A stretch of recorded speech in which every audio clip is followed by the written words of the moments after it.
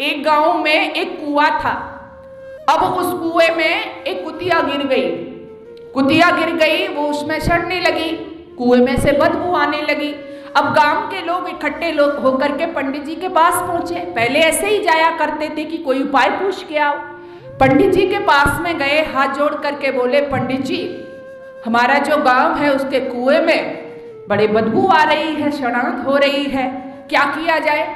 तो पंडित जी ने कहा कि गंगा जल डालो, गुलाब जल डालो, इससे तो कुएं में शुद्ध होना शुरू हो जाएगी। लोग आए, उनमें कुएं में आकर के गंगा जल डाला, उसको गुलाब जल डाला, लेकिन वो तो बदबू ऐसे ही आती रही। अब जब कोई समाधान नहीं निकला, फिर पंडित जी के पास गए, जाकर के कहा, पंडित जी हमने तो खूब गंगा जल डाला, खूब गुलाब जल डाला, लेकिन कुएं में से तो अब भी बदबू ही आ रही है।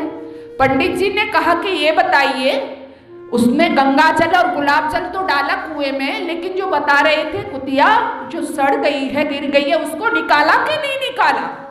लोग बोले, जी उसको तो हमने नहीं निकाला। पंडित जी ने कहा, अरे मूर्खो, जब तक उस कुएं में से उस कुतिया को नहीं निकालोगे तब तक कितना भी गंगा जल डालो, कितना भी गुलाब जल डालो, कुएं में से बदबू ही आएगी। ठीक समझे? क्या समझे?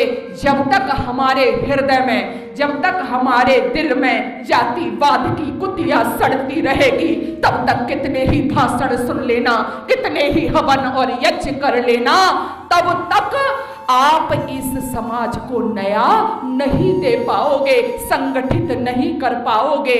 और यदि संगठित नहीं करोगे तो बंटते रहोगे। जो हम आपस में बंट जाएंगे तो हिंदू चेतना के बिंदु धुंधला जाएंगे। वाल्मीकि सीता को कैसे निभाएंगे, सबरी के बेर राम कैसे खाएंगे, हरिजन सवर्ण पिछड़ों के ये नाते, इन्हें तोड़ने की जो साजिश रचाते, उन्हें धूल में हम मिला के रहेंगे, उन्हें धूल में हम मिला के रहेंगे, उन्हें धूल में हम मिला के रहेंगे। कैसे मिलाएंगे धूल में? इसको खत्म करके।